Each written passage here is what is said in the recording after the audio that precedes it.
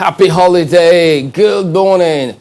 I'm Chamberlain. So welcome to Sunrise Daily. And I'm Ayo Makine. Good morning and welcome. Well. Yes, indeed. Still in the holiday mood for lots of people. It is holiday, and why not? But you know, ever since the government announced that, maybe just before that period, rice farmers, they have a view, a very strong one, and that they think that no, the government should not have opened the borders. Wow.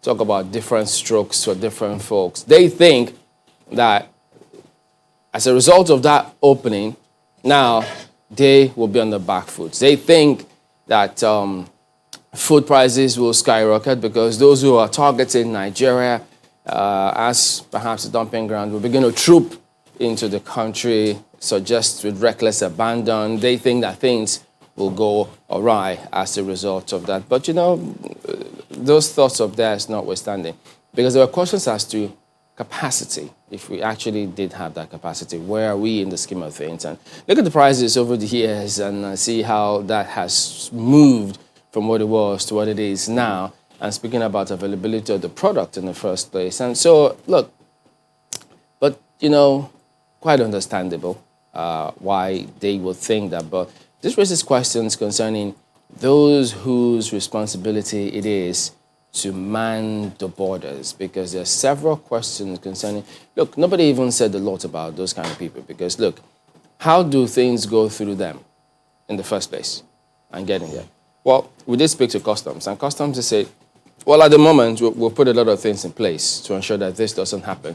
But it does appear as though this, the rice farmers they don't seem convinced about whatever it is that might have been said, because to them, they still think it's just a matter of time before that happens.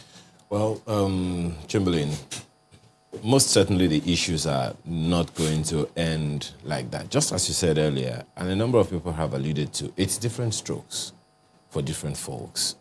As far as the rice farmers are concerned, you may even be surprised that it's just for the rice farmers. But then when you look at even the value chain of rice farmers, you know, the materials they use for the farming, the fertilizers and all those things, their own challenges are still there. You know, of course, we can't but remember the rice farmers that had to die, you know, in Borno State, 43 of them, at least according to the official figures, not too long ago from now. But that notwithstanding, we consume 7 million tons of rice every year. Do we have capacity to produce that significant number?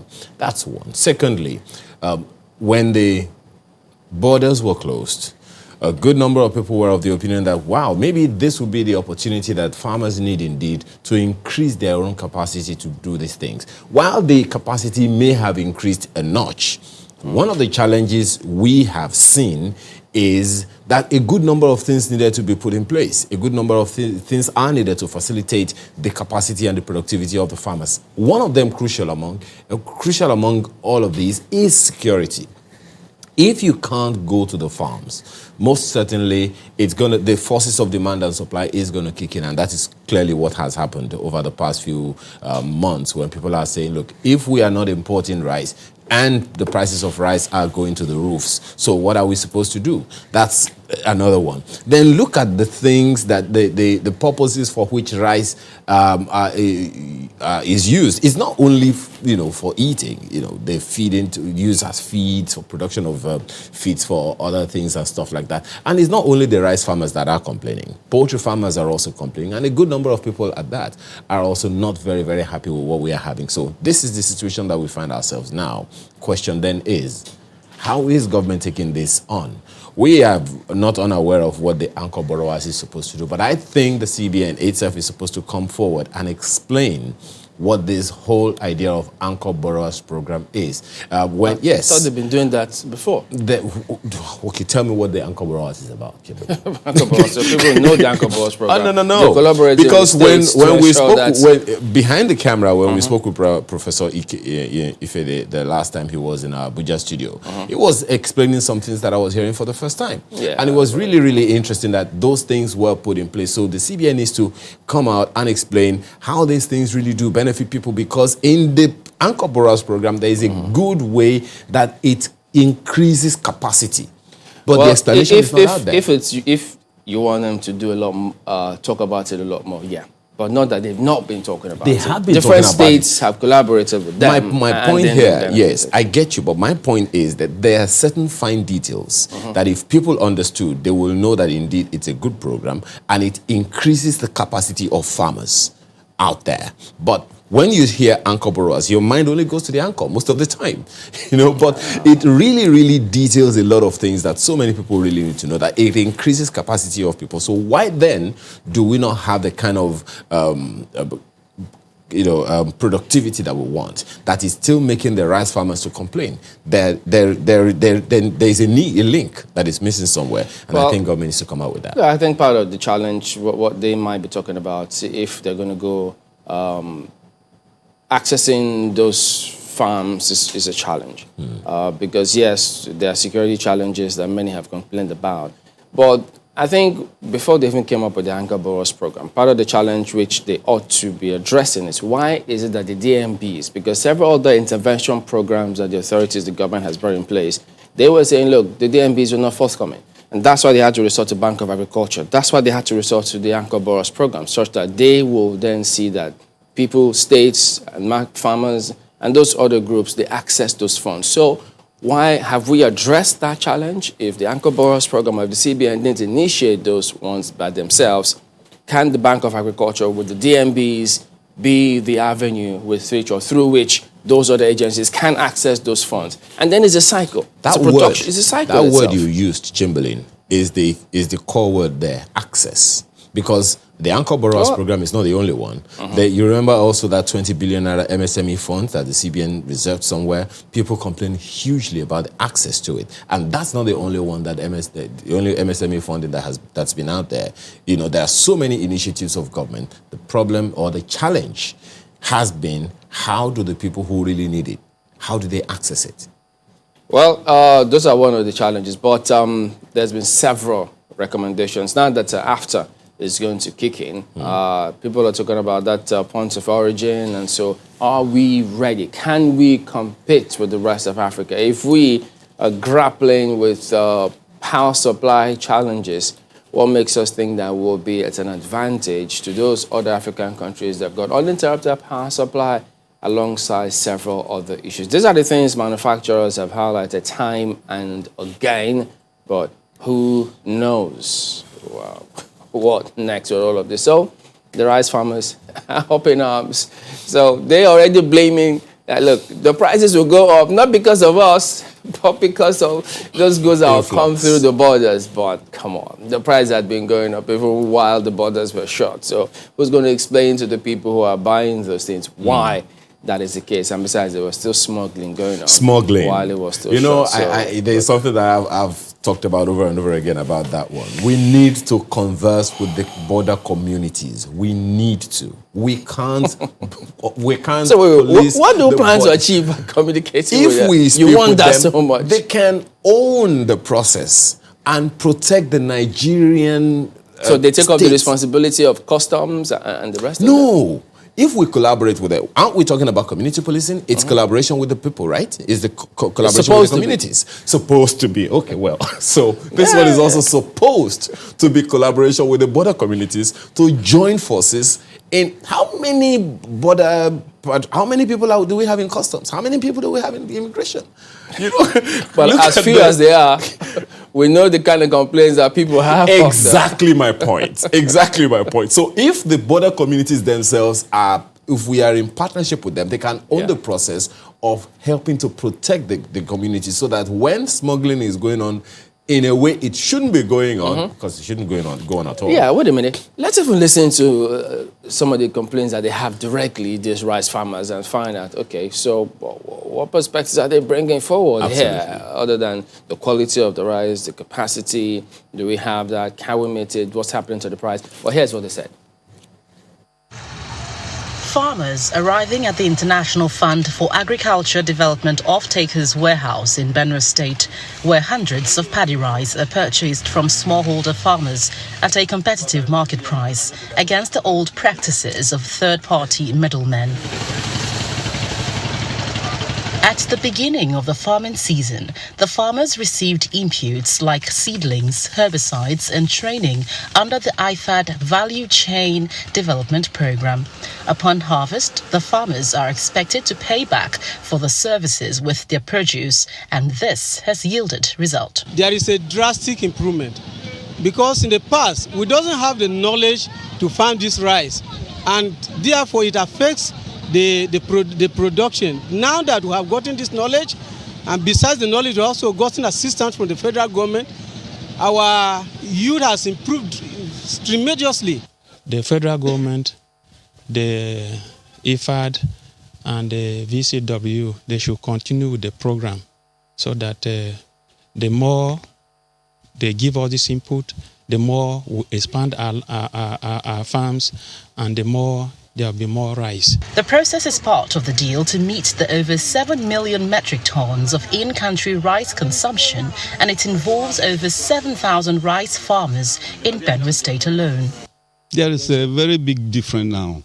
Before, if you are able to have a hectare of paddy rice, like 4 to 5 metric tons, then you got enough. But now we can have up to 7, some even 8 metric tons per hectare with the aid and support of the VCDP. The partnership between the project and the off-taker, that is Solar, is working in Benue. Farmers have been able to get a return on their investment. Today, the farmers are smiling whole. The off-taker is also smiling back to the factory, and the raw materials are able to feed the Holland mill to be able to operate 24 hours a year around it. Besides investing in the rice value chain, the partnership also includes the Cassava Cluster Processing Center, where products like akpu, a local staple food, and cassava flakes are processed for longer shelf life.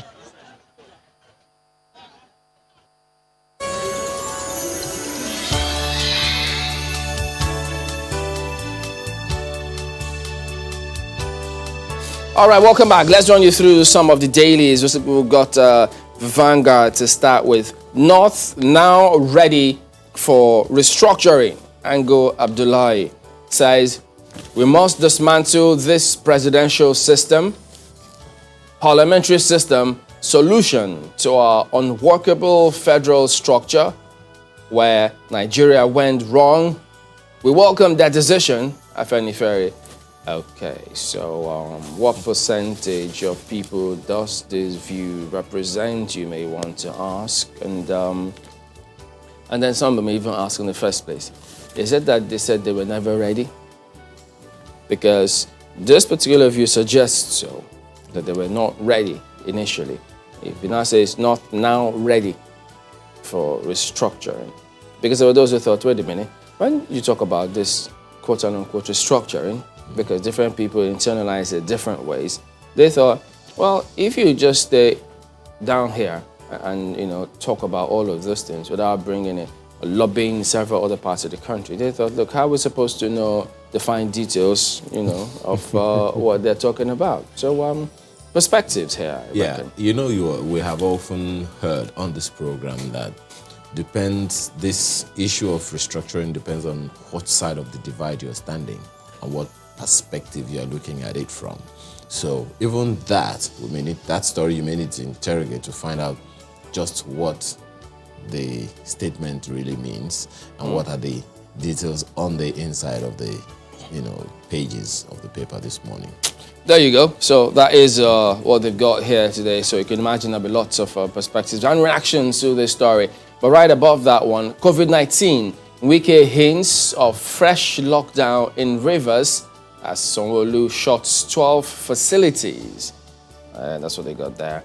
FG records 17.3% shortfall in companies' income tax. So, do they need any telling? So, you see companies are feeling the pinch, and by extension, government will feel the pinch. So, when people talk about that enabling environment for companies or businesses to thrive.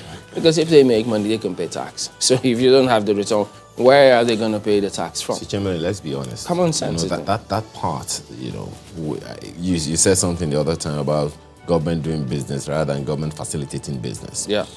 If government is doing business, government definitely wants to make money to perform all of its obligations to the people and all. But if in the process of making money, government is more focused on making the money than facilitating an enabling environment for business to thrive in Nigeria, it'll only get a little more stifling for the businesses.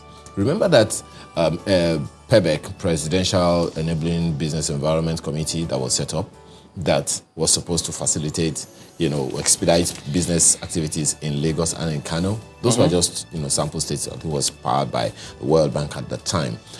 Imagine that we were able to replicate all of that all over the nation. So every state is able to provide an enabling environment for business to thrive. We wouldn't be talking about a depressed, economy.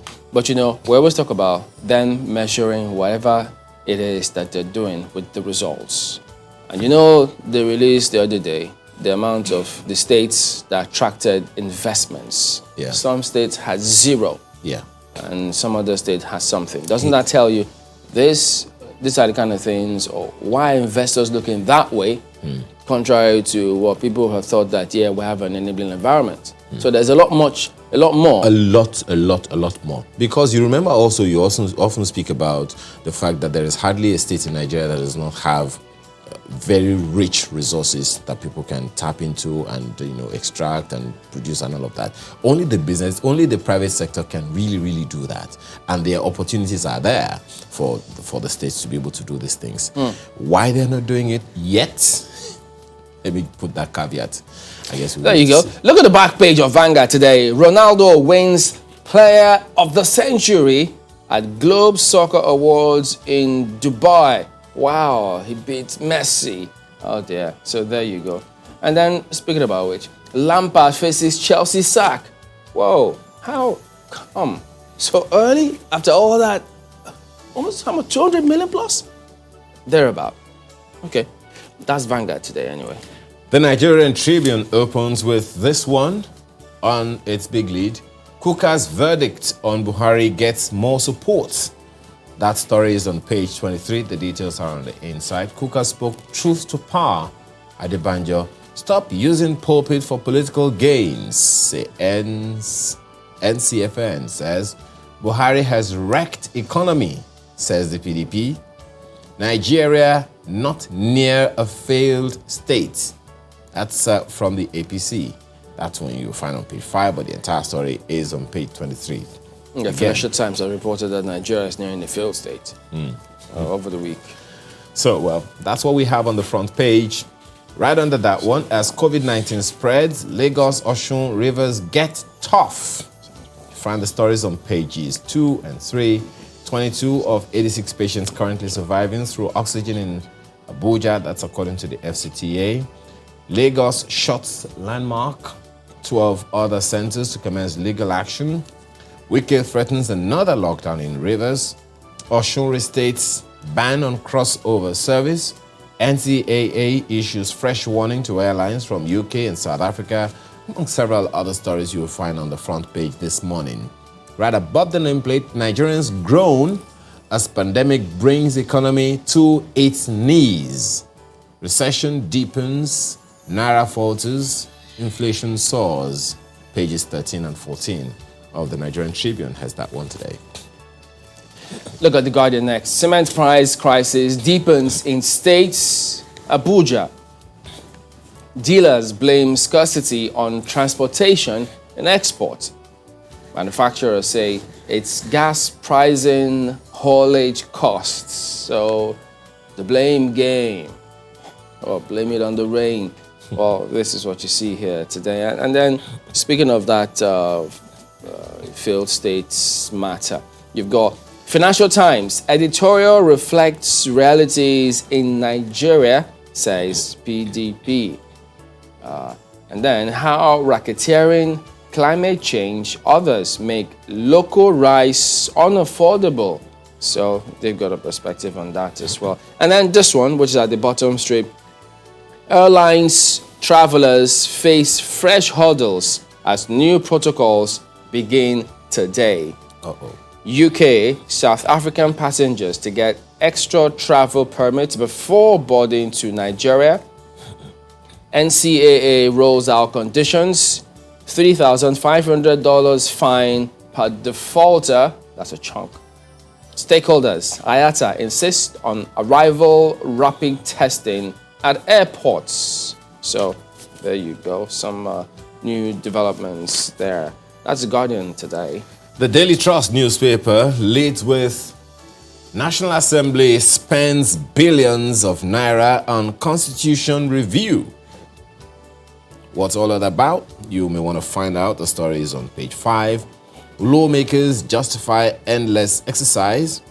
It is needless, lawyers and CSOs say. Find the details on the inside pages. Right under the nameplate, how oil glut deregulation on stable petrol prices shaped 2020 is right there on the front page, as well as Niger Republic poll partial results expected today, among a few others, on the front page of the Daily Trust this morning. Okay, so let's get on to Daily Independent next this morning and see what the Daily Independent leads with. COVID-19 travel rules for UK, South Africa. Airlines risk $3,500 per passenger. License revocation. Defaulting non-Nigerians face deportation. Whoa, okay. How is this going to work? Well, Non-Nigerians face deportation, and Nigerians? Well, stakeholders divided over clamor for UK flight ban. Remember, we didn't shut the borders as early as some people wanted when COVID hit at the time. So everybody was, look, the world is shutting down their borders. What is Nigeria doing at the time? And then we eventually did. So is it the same template with this one now? Who knows? But the other writer here says, kick against total lockdown, supports reciprocity policy. So, you know, that question about this lockdown, it's a huge thing because much as, yes, the health of the people is concerned, it's important, but the economy is of equal importance. That very element, delicate balancing act now. It's how do we proceed with that? Yeah. Because I know that economists and health professionals will always disagree on that. And then, disclose security vote spending. Serap tells Buhari 36 governors. So, will that happen? I guess time will tell. The Blueprint newspaper this morning leads with an investigation. Nigerian judges worst paid in the Commonwealth. Right there on the front page. Worst paid? Treatments meted to our jurists shameful, according to Akinshaye George, SAN. They are overburdened and can't speak for themselves, Awomolo, SAN. Their salaries must be worthwhile to avoid temptation, says ex-Lagos Chief Judge. I think I'll just leave it there for the Blueprint this morning. Well, that means we're leaving it there for the Daily's review this morning as well then. So there you go. That is it. We're back in a moment. Stay with us.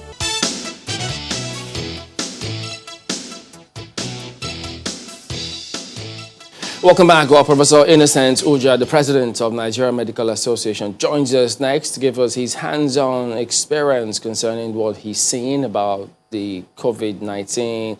Good morning. Compliments of the season to you, Professor. Thank you for joining us today on the program. Thank you very much, Chamberlain. Compliments of the season. All right, so still talking about this COVID now and certain measures given the second wave indication in different parts of the world, the kind of steps, the measures that we are putting in place here. You, your team, doctors, amongst those who are on ground, health practitioners and professionals trying to see what they can do to keep us all safe. What is your impression of, yes, the protocols that they've given? I mean, a lot will kick in today. From what you've seen, how would you assess our performance in ensuring that we don't drop the ball? Well, thank you very much. The second wave that we're talking about had been predicted, and Nigerians were told that there will be second wave.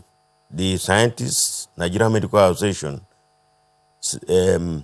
alerted the government and people of Nigeria that we should be prepared for the second wave. The essence is not how well we have performed, how much we have performed.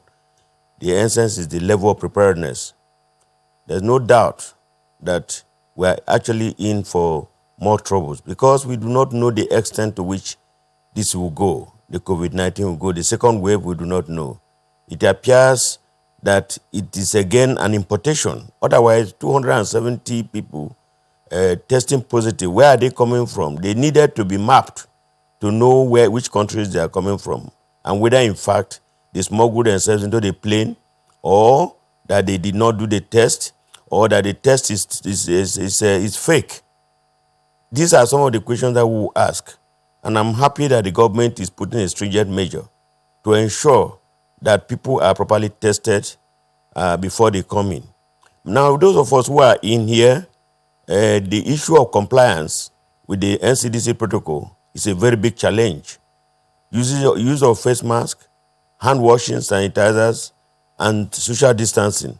And I have said several times that the issue of social distancing has failed in Nigeria, and it is not likely to succeed. And therefore, we need another strategy, another way of seeing how we can improve the compliance to the NCDC protocol. Yes, by and large, many people are now using the face mask. Unfortunately, if you go to the villages, marketplaces, this is not practiced at all. Maybe it's areas like airline and some other few places and the churches that people are putting on face masks. So we are really, in my opinion, we need to work very, very hard. Nigerian government, the doctors, of course, the doctors are ever committed to this cause, and we charge them not to relent in their effort, in their commitment, in their calling, despite the harsh operational environment. We talk about hazard allowance. We do not know what is happening at the moment after the hazard allowance was paid for 3 months. They said 3 months. Now we now know that scientifically we couldn't have predicted that. But the reality is that COVID-19 is with us, and we need to up our games. The stakeholders, not just government alone, stakeholders, the Nigerian people, the National Orientation Agency must also improve its own communication channels and also sensitization of the public, because we really are in trouble if we do not act very quickly. We have lost time, and we now need to catch up with the time. How well we are prepared, I'm not sure. But what kind of information is the fact that... Just hang on. What kind of information are you getting in terms of why is it that the compliance level, people are weary of it? Well, that is another research question, and that is what PTF should have come out with by now, because I have always talked about the research angle of the PTF. We need to find out. We shouldn't continue to speculate. We could have gone to town and would have got a quick response and the data and analyze the data to appreciate the fact that, to know why people are not complying. Then we, of course, we will navigate and see how they will comply. The truth of the matter is that many people do not think that COVID-19 exists. They think it's just a fake. In fact, some people call it conspiracy theory. And I don't think that is correct. The disease is with us. But answering your question specifically is that we need the research angle of this response. Now, we need to continue to evaluate our actions. We need to monitor our actions and see the response. Wherever we are doing well, we should do better. Wherever we are not doing well, we should begin to do well. And how do we do that? It's only by research findings. And I have talked about this. It appears very simplistic, but these are issues that we need to address. By now, PTF should have told us why people are not responding, because we need data. It's not enough to speculate. Science is about facts and figures, and we want to plead with the PTF to do put a quick proposal together, send out scientists, social scientists, doctors, nurses, and the rest out, those who have the capacity and capability of carrying out this study, so that we find out in quantifiable terms, just like we are told, that Prof, one day, if you could just also take that on board with this one. Just one moment. Sorry. What you have also said, I mean, you have also indicated, certain likely reasons why people don't seem to be taking this seriously. But the research angle, given that according to one of your members in the FCT, he said that across the country, 20 doctors have lost their lives. NMA has lost 20 of its members as a result of COVID-19. You may want to confirm that or refute it, but isn't that a good reason for the NMA to also say, you know what, maybe we should step into this, research angle as well, given that it is something that you also do, so that we can at least mitigate our frontline soldiers, which are members of your organization, in this fight? Well, I completely agree with you. First of all, whether 20 or one person, one doctor dies in the process, is a big loss, not just to the family, not to the individual, but even to the country. We don't want anybody to die in the process of serving his own country. That is why we talked about infection prevention and control. And we believe that we working with federal government, PTF, and Federal Ministry of Health, we need to continually train our health workers, doctors, nurses, and anybody who has something to do with patients on infection prevention and control. We need to do that. Doctor, I was speaking, Professor, I was speaking about money. the research angle. Of money. One moment. I was speaking about the research angle that you talked about, that, maybe maybe it is something that the NMA research unit or department can take on. Yes, that's what I was coming to. Okay. What I was saying is that in doing so, we need the support of PTF and the Federal Ministry of Health, because the NMA does not have luxury of money. We need funds that will make people move out. What we can supply, which we have the capacity and ability to do, is those who will carry out this research. What we don't have is that we don't have sufficient funds to move around the country. So what we need to do is to interface with the PTF and Federal Ministry of Health, so that they can provide funds for us. And as we're talking about fund, the issue of hazard allowance has now been, is no longer discussed. And we will take on the Federal Ministry of Health and Labor and Employment very quickly in the new year, because we cannot continue to increase the risks and subject our doctors and nurses to the hazard. The hazards are too many. And we think that this is where the government, and I'm happy, and I'm grateful to Mr. President for mourning with us, for losing many of the doctors. In fact, not just to the doctors, but to the Nigeria and the economy and the practice of medicine. So in this case, I am happy that if we now approach the Federal Ministry of Health and PTF, they would come face to face with us, so that we can discuss, because we have the manpower to do this, but what we don't have is the enabling environment, including funding. Yeah. And I think that this is where we would work with government and work with the Federal Ministry of Health. Yes, we are prepared to carry out the research.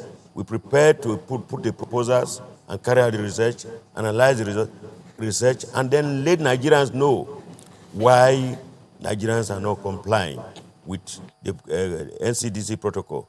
And it is not as difficult.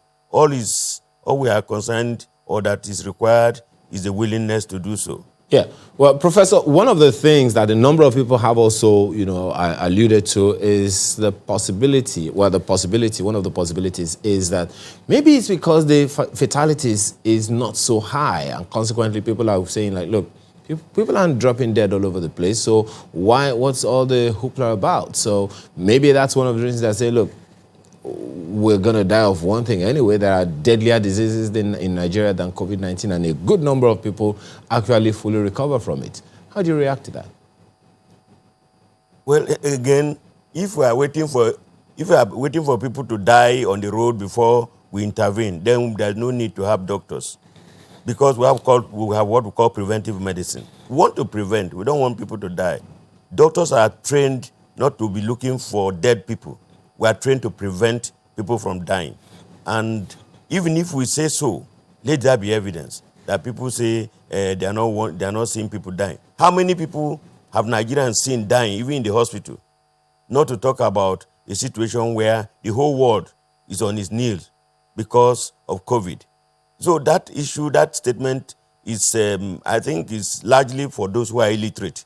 Nigerian doctors and doctors anywhere would not want any one of his patients to die. And we have a branch of medicine called community medicine and preventive medicine. This is the discipline that ensures that people do not die. We intervene early, prevent deaths, prevent ill health, and promote health. And in that case, that is what we as doctors will continue to preach, and what we will propagate, what we advocate, and what we will engage with government to do, so that we do not need people to die or to be seeing dead bodies on the road before we can believe that there is COVID-19. Nobody that dies is being put on the road from other diseases put on the road. So why should anybody be on the road before dead? Should die and be placed on the streets before Nigerians will believe. In any case, Nigerians do not believe in anything except how they can get money. Now, what we are looking at is that we should ensure that people should be well. They should not die. And if they are not going to die, and we wish that they don't die, then we must prevent the deaths. And these are some of the strategies that we put in place. And I think that National Orientation Agency and other organs, the press is doing its best, but other organs in various languages should begin to let people know. I think that we have lost a lot of time in terms of information dissemination. I don't know why the much we expect from National Orientation Agency is not happening. I'm sorry, but that is true. I monitor many of these activities as the president of Nigerian Medical Association, how we can reduce the incidence, reduce the fatalities, reduce the ill health. And in fact, it's not just health. As you can see, the economy is affected, social activities are affected. Therefore, every component of human development is affected because of COVID-19. And nobody should have the illusion that COVID-19 does not exist. Even policymakers are making statements that COVID-19 does not exist. And it's very painful when the whole world is on its knees because of COVID-19, and then somebody will come out and say that it does not exist. I think that is misinformation, and that is disinformation. Diseases must be seen as a pathology, and people should not play politics with ill health. Well, Prof, that is a reality of our time now. But when you alluded in passing to the economy, that is a very strong component in terms of that determines how people conduct themselves. Because now the economy is tanking and people feel, look, they need to survive first of all. So it's a delicate balance. People are trying to ensure that, they eke out a living while still complying with the protocols, because all of the stimulus packages, if not most of the packages, if you ask people out there, they haven't gotten that much from the authorities. And so people feel, look, we're responsible for ourselves. So isn't that going to make it a lot more challenging for government's message to sink into people, telling them to comply with COVID, whereas the economy, they have to fend for themselves? I agree with you. It's obviously a delicate balance. But you see, it would have been much better if people were complying with the NCDC protocol. If they were complying with the NCDC protocol, then of course we can go ahead. After all, the airplanes are moving, and you see that you have to comply. So if people are complying with the NCDC protocol, then the issue of economy can then be situated properly. But the situation where people are not complying, they don't even if you don't admit that something exists, if you don't believe in it, you will not comply. And this is why we are saying that probably there would have been a background research activity, very fast one, so that the rapid research activities would have taken place. Let's really find out, even if we know that because of the fact that palliatives are not being given or sufficient palliatives are not being given, and therefore people are not complying, let it be quantified for records and for policy development and to look into the future. COVID will not be the only pandemic that will happen in this country and probably in the whole world in future. And we can use the knowledge and the experience gained now to improve the future, right? We are talking about our health system that has, in fact, that has completely collapsed because of COVID. It's clear that we should learn lessons from this. You know, speaking about the lessons, should put in place a crack team. Just add this to your further response, Prof, because, you know, the government had said that they didn't know that it was this bad. So, as professionals in that field, have you seen any intervention on the part of government to ensure that the capacity of our healthcare sector is a lot better than before COVID hit? Well, I think that you want me to make a statement. The truth of the matter is that I have no evidence because we have not done any study to find out whether it was better. But certainly, even a casual look will know that things are worse than they were. And it is the concentration on COVID has even sidelined other areas of need. And it's probably justified. But the truth of the matter is that what I'm saying is that we should learn from what is happening now so that we can improve for the future. Because the way it is that it doesn't appear that we will learn any lessons. Because to learn lessons, we must have evidence. And how do you have evidence? By gathering information through research and data. And with that, you should be able to plan for the future. I believe that if we do this, probably, and then of course continually talking to the community. You know that Nigeria is largely an illiterate community. And when you finish talking somebody, if you read the social media, the news that goes around all over the place that COVID is a white man's conspiracy. And this, again, that is deceit. And because we are illiterate, and many of us Nigerians are gullible, we will take this. They should listen to experts. That is why we are trained in this area. And if they don't listen to experts, it's disastrous. Even the president himself had said before, and now, that people should listen to experts, not charlatans. You know, charlatans make more noise than those who are properly trained. And doctors are not supposed to be on the field, you know, making us up and down.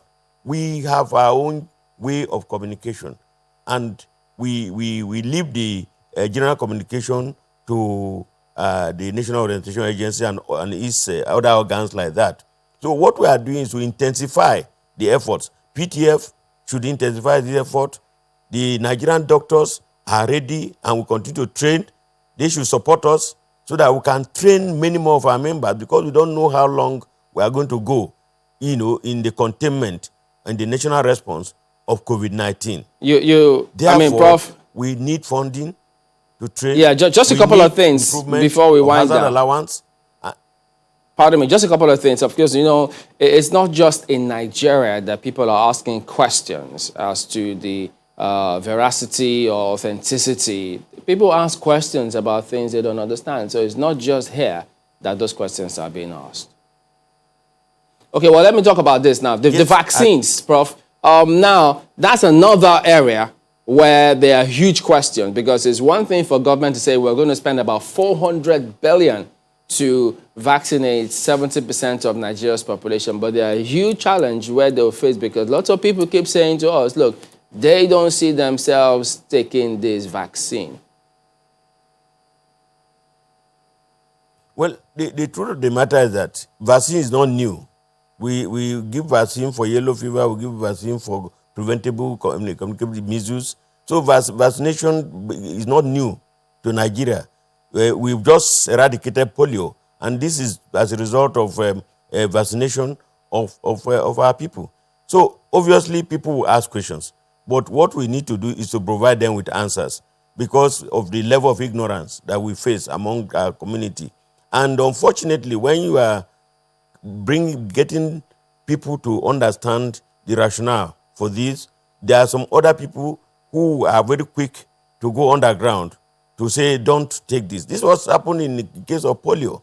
In 2003, I'm aware that even those who are educated, who should know, say that people should not take polio. But I'm happy we have overcome that, and polio has been eradicated from Nigeria. The issue is that people will continue to ask questions, and they have the right to get the answers. So we will continue with this. It will not end. It will be a continuous process. People should be given the right information so that they can respond appropriately. If one of the things I had talked about before, and I'm saying this now, is that the vaccines will come out, and we will need, if it comes to Nigeria, we need to quickly do our own evaluation of that vaccine. I am not sure. I cannot say with 100% certainty that in the process of developing this vaccine and the clinical trials, whether any African countries were involved. I'm not too sure, but it is possible. But if not, then because of the biology, because of the environment, because of our genetic composition, we need to do our own clinical trial very quickly before it can be used, on Nigerians. While we do not question the efficacy and safety, these things vary from place to place. The responses vary from place to place. Recall that when we were using chloroquine, some parts, the southern part of the country was not responding to chloroquine. The north part of the north were, but in totality, it was thought that chloroquine was no longer effective, and we changed. So what I'm saying, in fact, that if we have to use vaccine, we need to do our own quick clinical trials and see. Well, everything that is happening now is emergency. Even the COVID, the vaccine that have been produced within 9 months is an emergency. Otherwise, vaccine production does not just take within 6 to 9 months. It's a process. It's a process.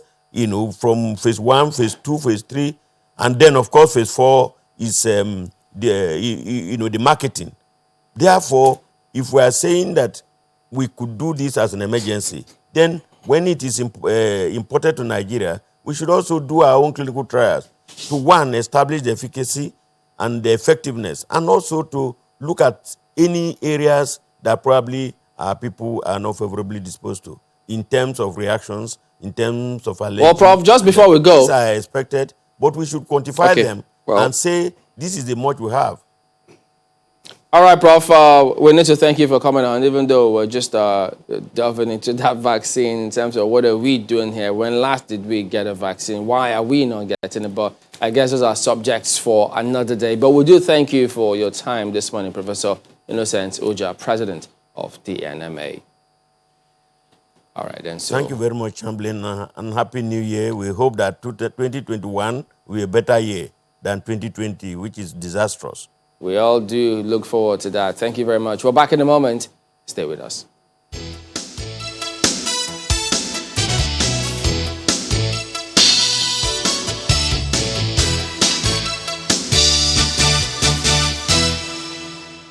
Welcome back. Well, yes, to give us the perspective on how we've fared, how security agencies have fared in terms of their responsibility, what have we gotten right, how do we ensure we do better than we were the capacity that we've got. We've got two gentlemen joining us this morning.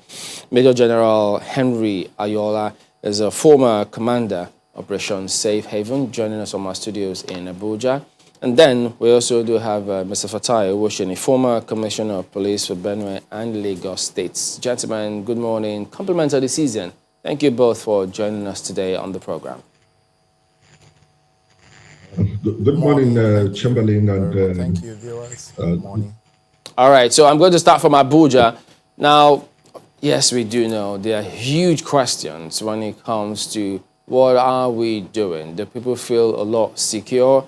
And this is usually in spite of all that is being done. But we know that no matter how much has been done by security agencies, so if there's some sort of incident, chances are that it will overshadow what might have been done.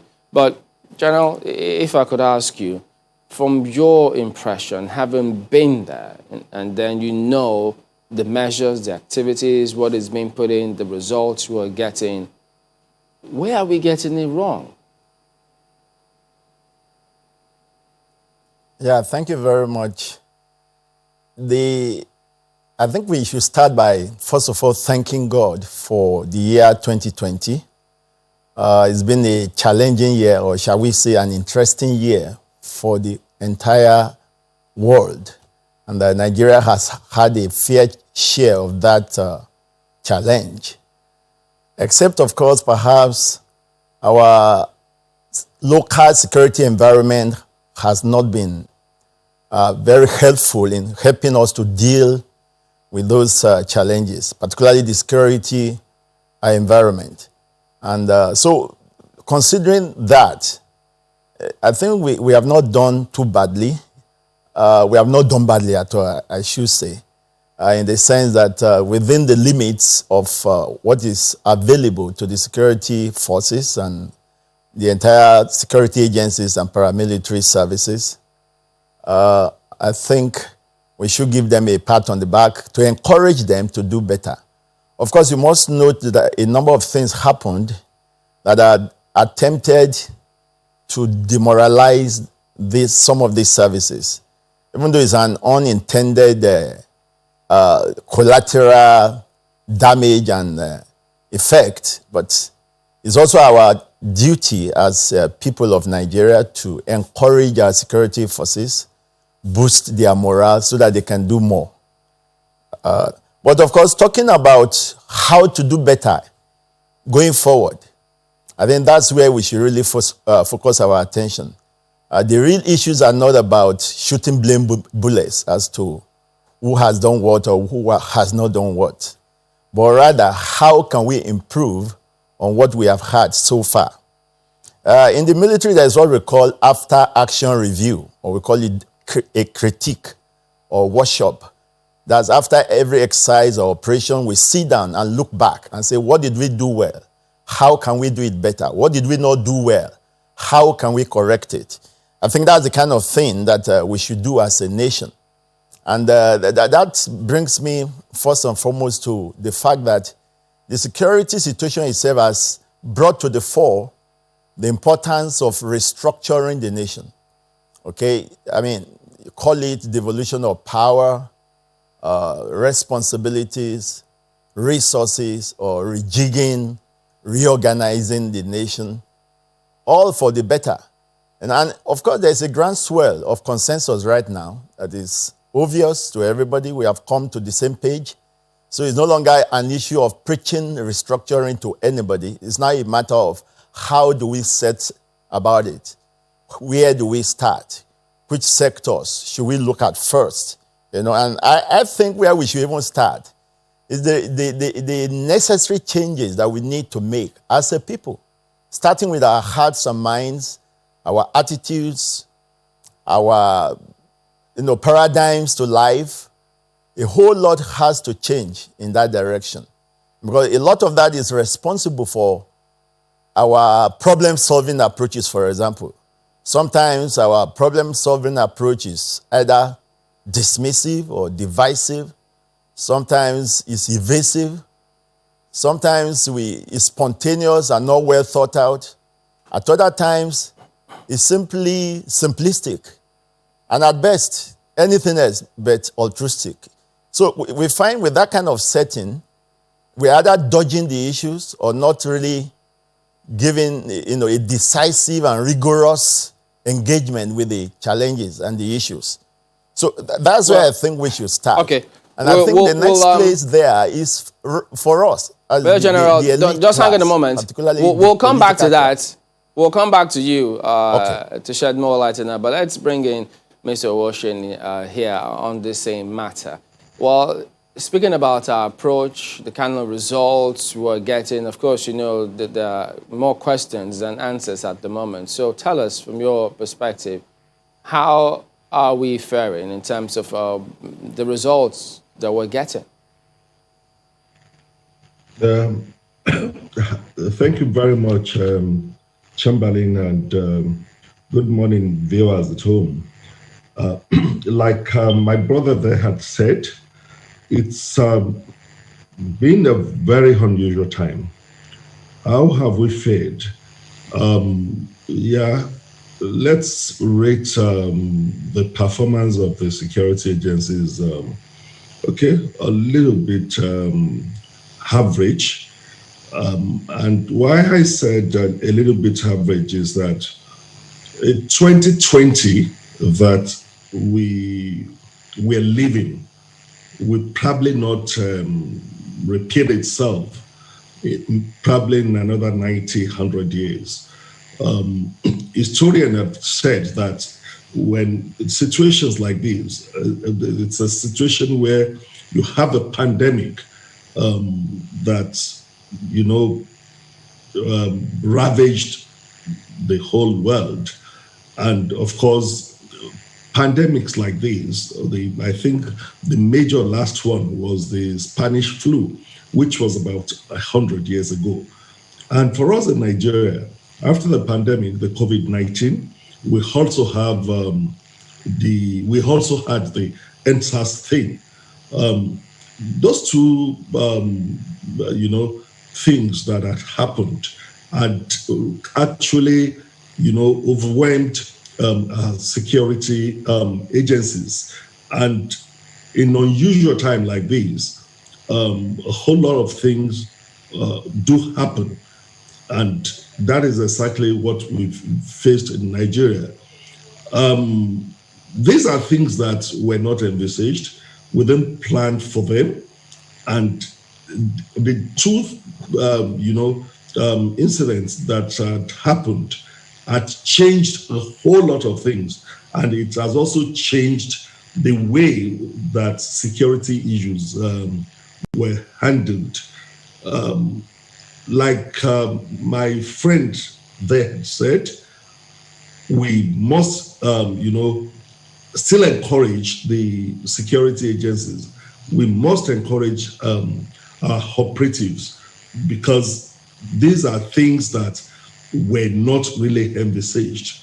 And they have tried their possible best within the limitations that they have to see how to address the security situations that we have we had in the country in this year. All right. Well, Mr. Owoseni, just one moment, if we can explore further, just a little further. I'll take the same issue to Major General Ayola later.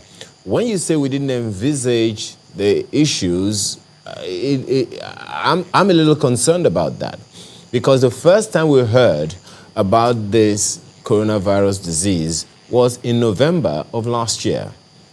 And then in December, it got worse. And in January, it began to spread to various parts of the world. By February, we already had our first case. So essentially, we knew it was coming. So if we were to do a critical assessment of before COVID, COVID era, and after COVID, would you say that we didn't really know, or shouldn't we have known, the likely security threats that we would have as a result of a shutdown of an economy where most of the citizens earn daily living? Let me say that no one expected that it was going to take this the turn that it eventually took. When it started, for example, for us in Nigeria, as of January, we're still looking at, okay, is this going to be real? It took some time before we started taking certain actions. And of course, because we didn't really look at it that it was going to take the dimension that it took,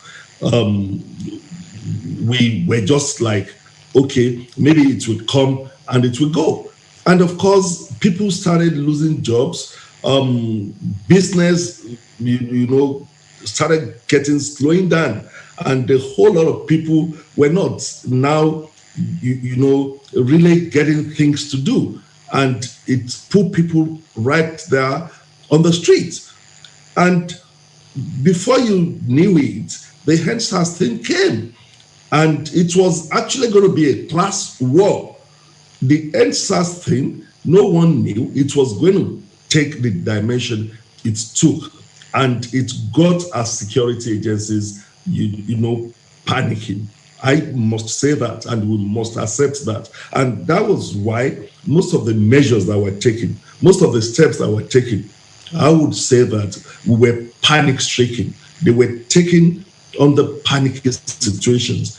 That was why most of the steps we took remain uncoordinated.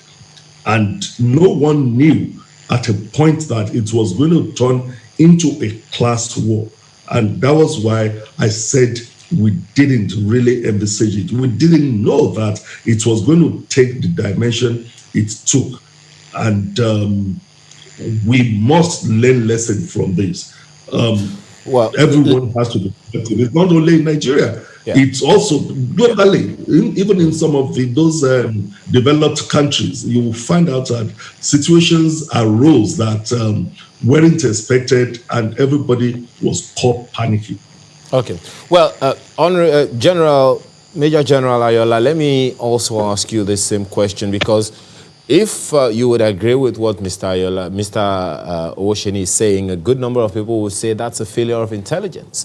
We have seen the trends of spontaneous riots all over the world and how they usually end up. So for us to say that we didn't know it was going to take that dimension, some would say it's a failure of intelligence. Now, looking at what, you security experts call security threat assessments, some would have expected that, okay, after a lockdown of personal economies of people who are largely sustenance businesses, one would have expected that there is a likelihood that these things might happen. For us to say that we weren't aware that these things could happen, a number of people would say intelligence failed. We didn't quite assess the threats well enough. How would you respond to them? Yeah, thank you very much, Ayo. That's an incisive question. But again, there are some basic things. The fact that we have neglected this security sector for a long while, and you cannot overnight improve on your state of readiness. If your state of readiness before a challenge, certainly we have a very serious impact on your ability to respond to that challenge. And perhaps that explains the kind of response and reactions that we were able to put up. But having said that, I'm aware that our security services and intelligence services are filled with very competent people, and I've operated with some of them, and I know oftentimes, in fact, most of the time, the buck stops at the political strategic level. I see a number of intelligence reports written by the intelligence community, and it's left for the political leaders and masters to determine the actions as recommended. The intelligence community has a very strong role to play in agenda setting, by the intelligence that they put up. But then that's how far they can go. The actions that are often recommended, the bulk of that stops at the political master's table. So, and that's where it must be a bottom-up system and top-down system, so that there is everyone playing his own role at his own level. That's the only way that you can preempt things, even when you have seen them ahead.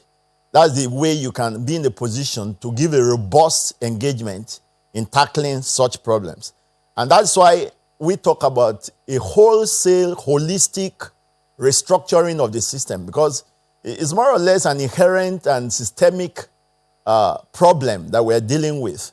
And it cuts across virtually all sectors. It's not just the security sector, where the system itself is neither designed nor organized to function optimally, where you have a system that is kind of contrived and skewed against itself.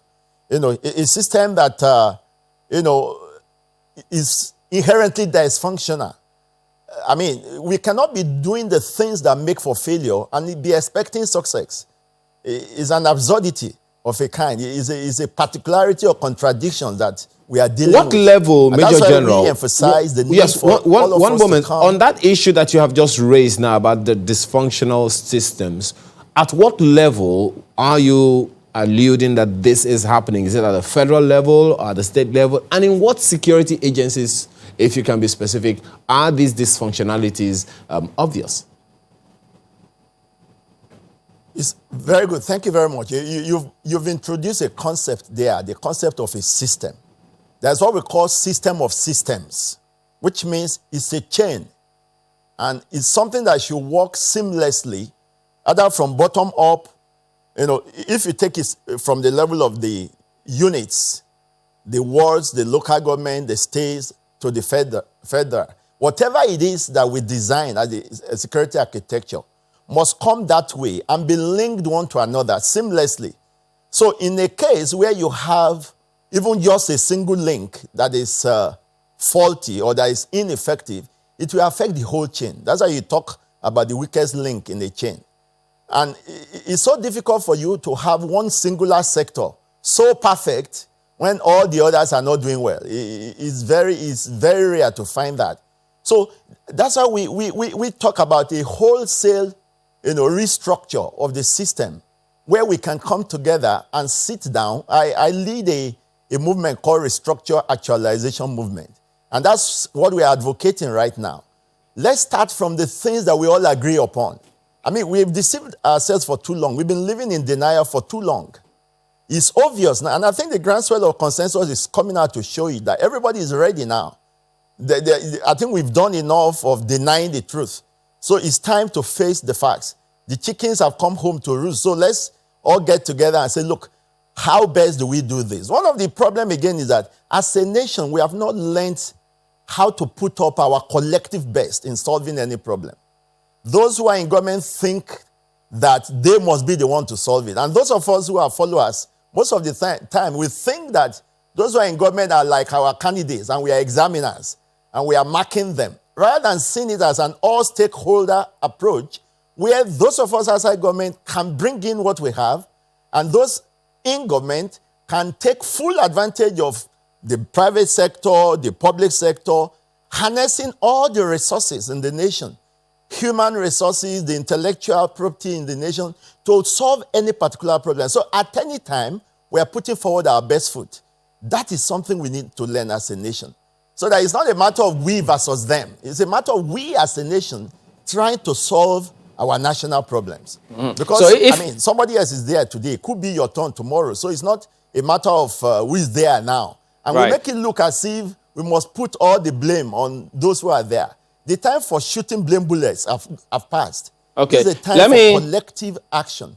Let's bring in effort to solve the problem of the nation. Mr. Osho needs to equally respond to the same matter because there was this research findings, a report that was published. I think they called it Civil Unrest Index Assessment. They identified 37 countries. It was done by Veris Maplecraft. They identified 37 countries, including Nigeria, as to countries that will face civil unrest as a result of the COVID-19 fallout. And then they said that the post-economic recovery from how we handle all of those was going to determine how, those are managed.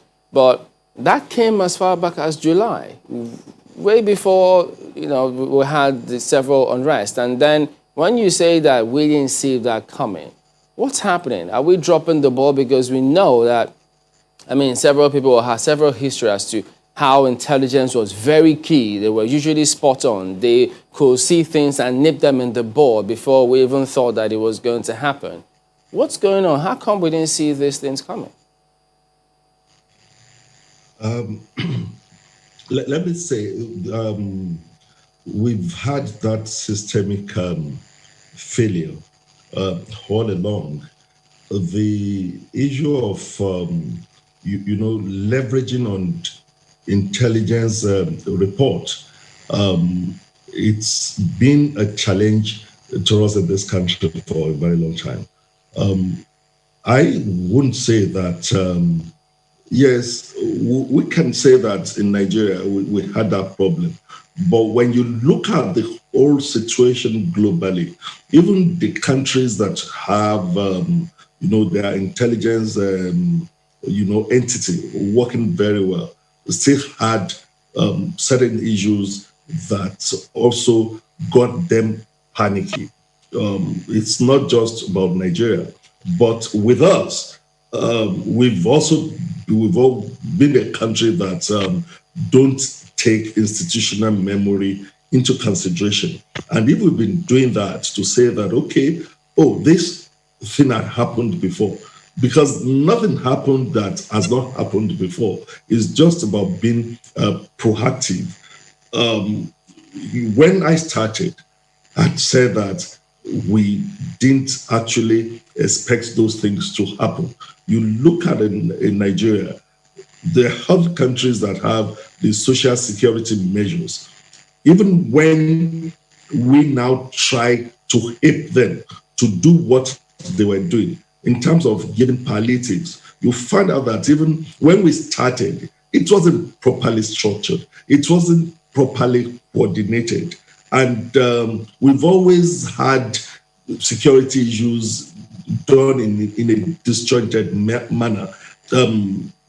You take it from the security institution, even our people. We've been a people that don't realize that we have neighbors around that look at our lifestyle, that look at things that we do that would probably come back to come and hunt us. And my apologies, but we need to go to break. It's a commercial one, but we'll come back to you to continue your train of thought in just a moment. Please stay with us.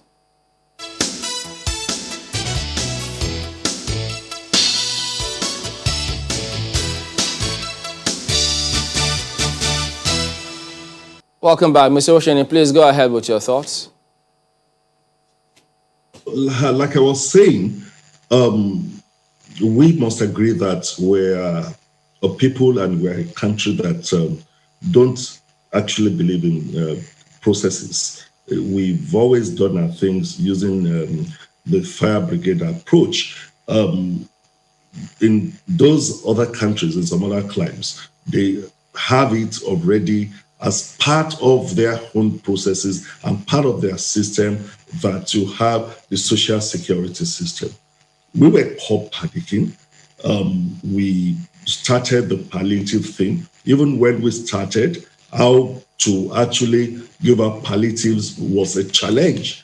And if you look across the country, different states, approach the issue in different ways. And that is to say that even before now, before the COVID-19 came to teach us, the hard way, we had that problem. We were grappling with the issue of,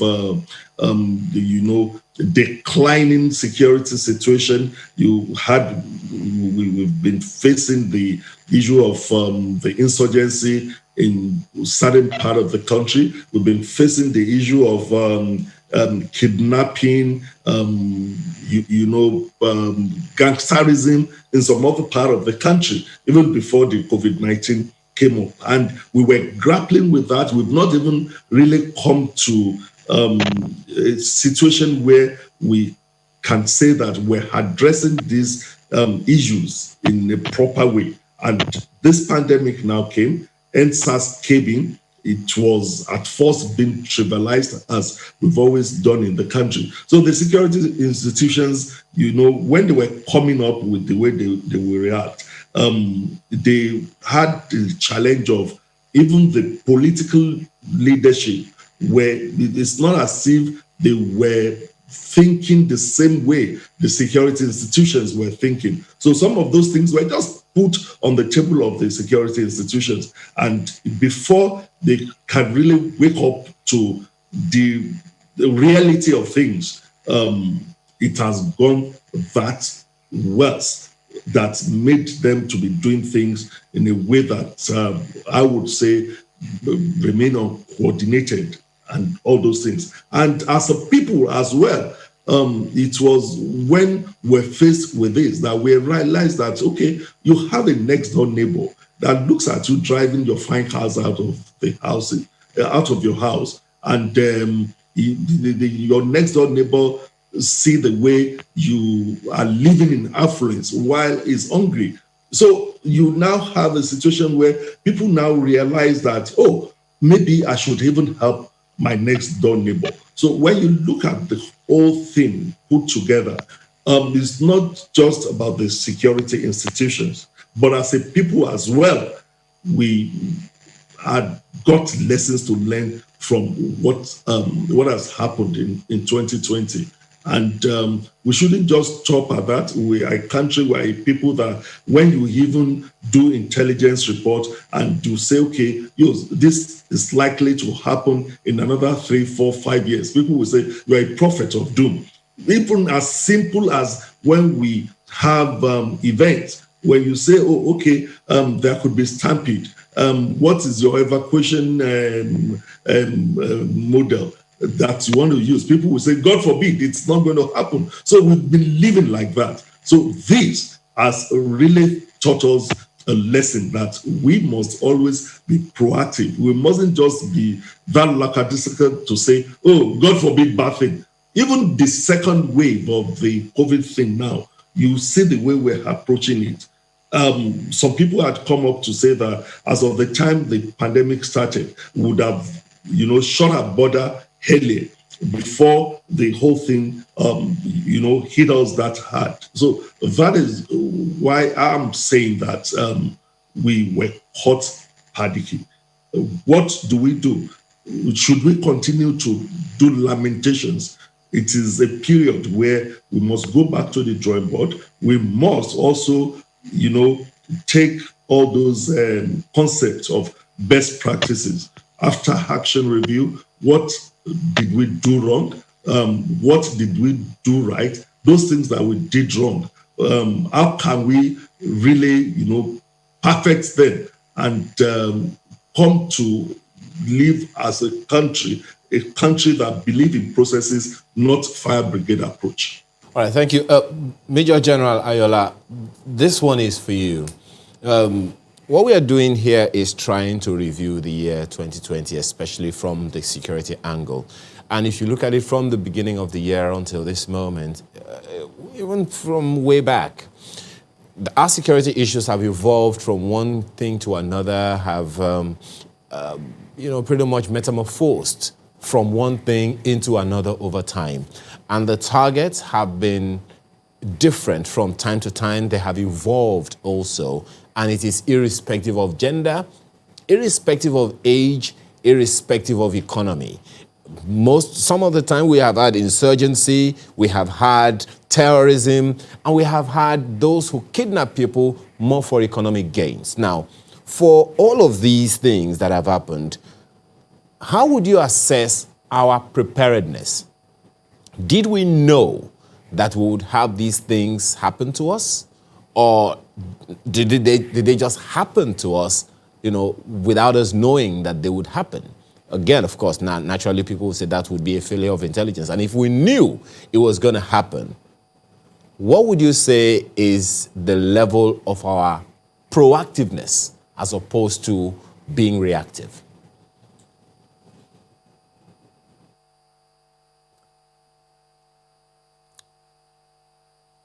Okay, I didn't hear the last part of what you said, Ayo. Well, I don't know how much of it you heard, but the summary I of had it you up to what will happen. Yeah. The question that I would, the cap of the question is, would you say, if you take a look at all of the things that have happened over the year in terms of security, would you say that we have been significantly proactive as opposed to being reactive? Okay, thank you very much. Judging from the list you made, the different threats and security challenges we've been dealing with, you find that some of them have been on for upward of 10 years. Okay, so, they are not, we have been engaging them. I mean, if you take the insurgency and terrorism, hostage taking, kidnapping, gangsterism that was mentioned earlier, if you take the issue of drug abuse, the issue of herders, farmers clashes, and, a lot of these have been there all along. And then what has happened is that they've been exacerbated. They've come to a head that's why, in fact, a lot of them are now coming to light. They've been there. Some of them have been there underground, happening sporadically in pockets here and there. And so perhaps they didn't get the national attention all along.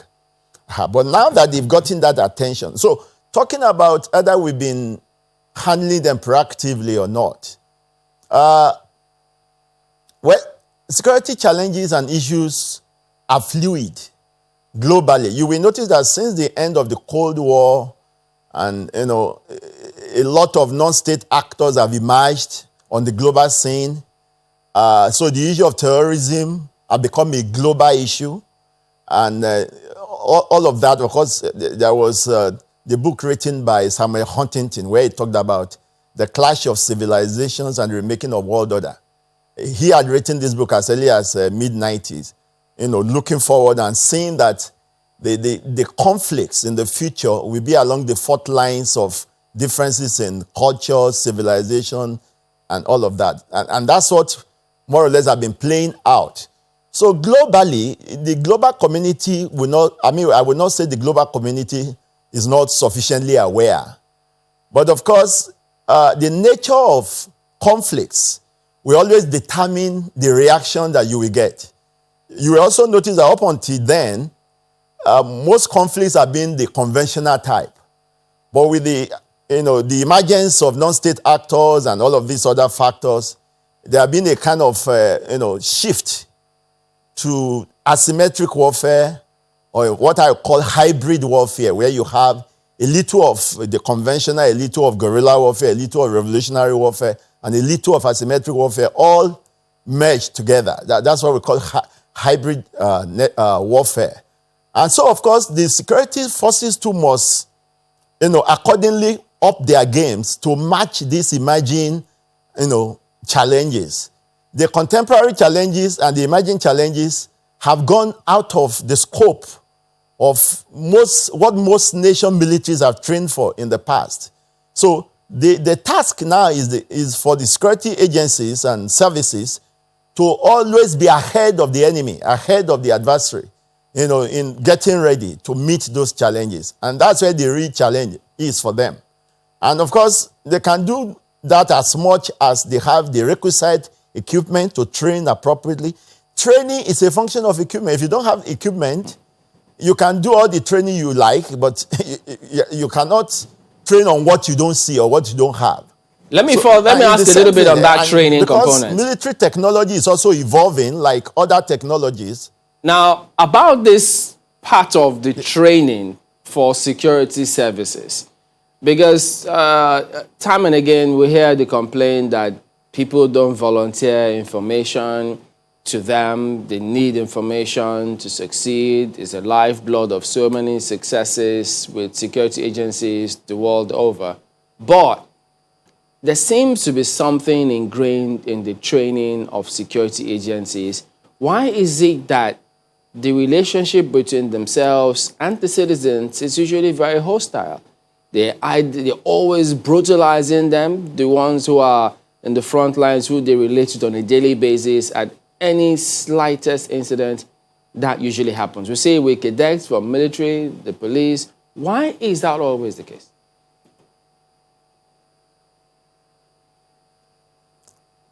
Chamberlain, sincerely for me, I would not generalize it that way. Because if you look at the percentage of these incidents you have mentioned, it's not even up to 1% of those forces you are talking about. There will always be bad eggs in any organization. What is important is for those organizations to have a punitive system, sanctions that are swift and sure, such that it will become a deterrent to those who are found, guilty of such offenses.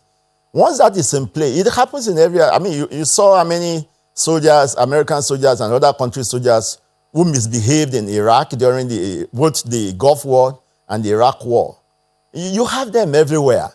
What is important is to ensure the leadership of each service and force to ensure that they deal decisively to serve as a deterrent with those who are found culpable of such offenses. Okay, and once that is done, of course, it will always serve to check and reduce such incidents to the minimum. And that's what I can say about that. It's not like it's the order of the day. It's not like the majority of the people are doing it. No, not at all. No, I'm talking about... You saw during the NSAS last one we had, you saw the military officer, I think it was a brigadier general somewhere in the east, who was using very pragmatic approach in solving the problem right there on the spot. Yeah, but they'll tell you that that's just one. A police officer from... Isn't that 0.01%? And all of that. And you saw the way he took charge of that problem. There are fine officers like that. Nobody is saying that there are not. No, I'm talking about the people that the citizens relate to it on a daily basis out there on the streets. In fact, let me take it to Mr. Osheni. Now, the same scenario, in fact, he did reference the NSAS. That was largely the reason why you had a lot of that protest. So what is it with those who they relate to on a regular basis with Nigerians? Why are those actions always like that? Let me say that we are a nation and we're people living in denial. If you look at the whole thing, judging by narratives that come from the government, that come from the people, we've even not learned a lesson. It's not just about the security agencies. They should be talking over people because we are quick to do a comparison. The way we are is the way the other people are. In some other climes, people buy into the laws that are made and they are part of it. And they, on their own, feel that they must obey the law. But we are a different people. We must first take it from that. We've always talked about how to reform the security institutions. We must also get the people reformed. The value system is no more. You have a situation where people think when laws are made, that is just made for government. You have a situation where when you are confronting certain situations, people would challenge you to say that, is there a law that has forbid that? You have a situation where it's violence that is the order of the day. When you have such situations, you cannot just separate the security institutions and the security agencies. If you have situations where you are going to confront, miscreants, gangsters, and what you see is that they throw, stones at you. They have probably acid and things that can injure the security institutions. What you will expect, the reaction you will expect, will also be violence. It's violence that begets violence. So as a people, we must change. Chamberlain and all of you that are in the studio, I think there was a time that you brought Governor Ambode, I don't know whether it's Channels or TVC, And the question was asked to say that, we are being harassed when we stop in traffic and buy things. And the governor then, somebody said, look, the law is that you that patronize the motorcycles that ply and operate on prohibited areas, you are equally guilty. You that patronize street hawkers of the streets when you are in traffic, you are equally guilty as per the law. And everyone in the studio laughed and said, oh, is that? We didn't know. So we're quick to say that we are ignorant of the laws. We have this syndrome in Nigeria where everyone is a big man. Even if he's a messenger working for a big man in the house, he has assumed the toga of a big man. We don't look at it as we must obey laws. And of course, when the laws are made as well, we don't sell it in a way that people will have a buy-in and, of course, comply voluntarily. So when you have situations like that, there is no reason you will not Mr. have Osheni, such, just one moment. In order to make progress on this issue that you have raised, quite significant, I must say, but how do we progress from here, given that, as you well know, the trust quotient between the people and the security operatives is greatly depleted? Going forward, how do we begin to address this? You say the way we will address it is that as a people, we must change. There must be a kind of national rebirth. We must change orientation. Who are the people that go into the security agencies? The people themselves. You take people on the street, you put them in the police, you put them in the military. They are the same people that immediately they wear uniform. People think that the uniform is an instrument of oppression. They don't believe that it's a service to humanity. So you would not just blame the institutions. We must blame ourselves. And when you are taking people into those institutions as well, everybody will attest that, they are good people. But immediately they finish their training and they wear the uniform, they think that they have the power. That is why you have proliferation of uniform in this country. Everyone wants to form one corps or one base or one that. And immediately they finish, they don't even know what it is all about. What you see them is people wearing all sort of ranks, all sort of uniform, all sort of boots, and they think that they have the authority. And where are they coming from? From the same society that we are saying that is being oppressed. The people that were oppressed yesterday will become the oppressor of tomorrow. So we must change our orientation when it comes to that. If we don't do that as a people and we continue to put the blame on the institutions, we would not go anywhere. And of course, the leadership must take it that we have a problem. We've not even realized that we have a problem. And that is why you see all sorts of narratives. We govern by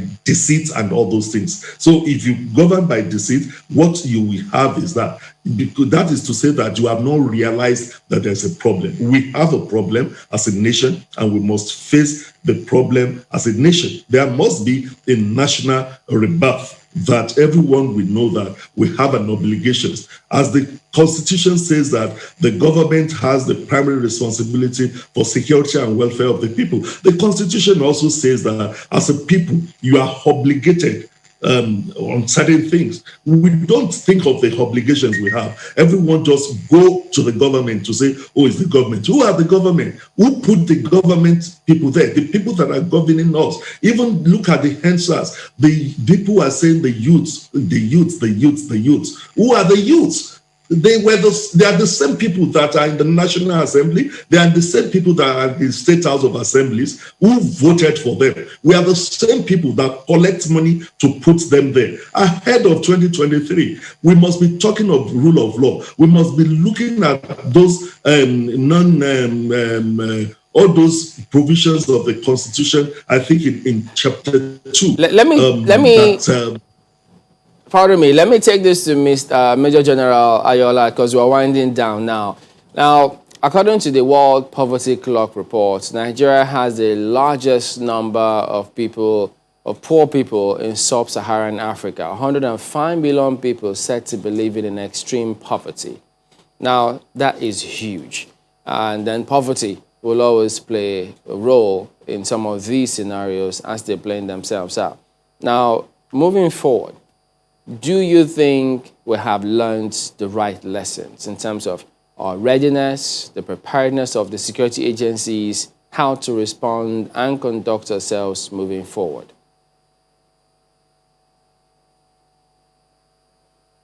Yeah, thank you, Chamberlain. Again, that's a very good question. I was going ahead of you, ab initio, talking about lessons learned. And we talked about after-action review and all of that. Yeah, I think we can improve on our, so far, on what we have done in that area. Not just learning the lessons, but applying the lessons learned to update and upgrade our systems. I mean, it's no use learning some lessons without applying them. Because if you learn lessons and they don't show up in your subsequent outing, let's take an example. The kidnapping of school children. We saw 59 boys who were killed when a school was attacked in Buniyadi. We saw the 2014 one in Chibok. We saw the girls in Dapchi, and then this last one in Kankara. You will notice that the same fog of figures has showed up in all of these 4 incidents. So you will then ask yourself, did we not learn anything from those previous ones? Well, we are, one figure is being thrown by these, and at the end, look at the Kankara one.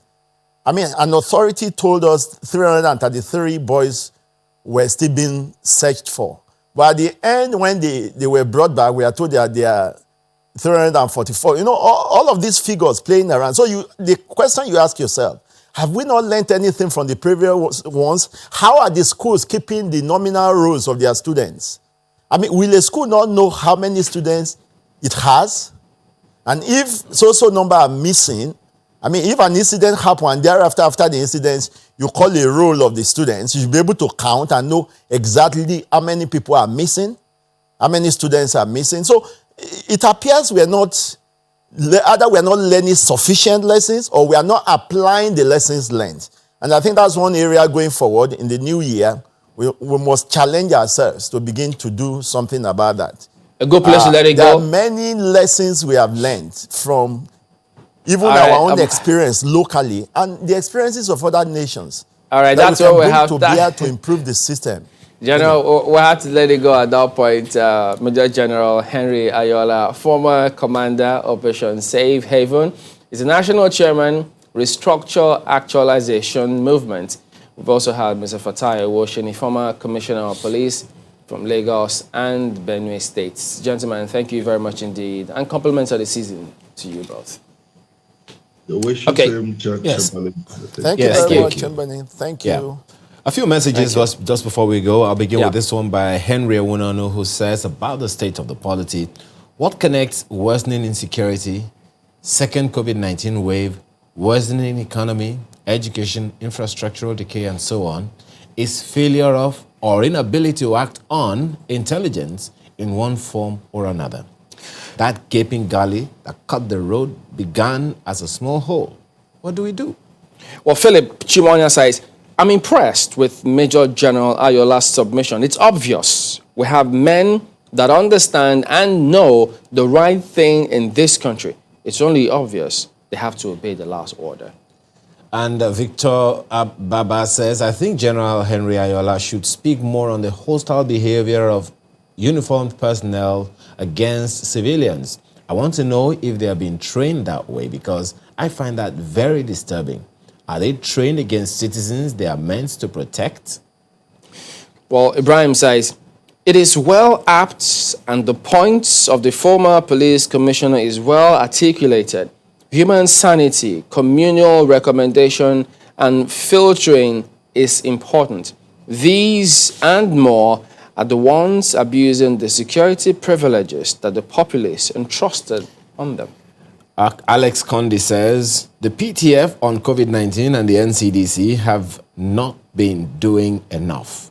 I see no reason why some of the purported claims on how the virus can be curtailed, such as steam inhalation and sipping hot water, are yet to be verified and get people sensitized about such a measure. Oh, wow. Okay, there you go. Oh, that is the show today. Thank you very much indeed for your impressions and messages. We do appreciate them. Please keep them coming through. But we will see you again tomorrow. I'm Chamberlain, so happy holiday. And I'm Ayo Makinde. Please do celebrate responsibly.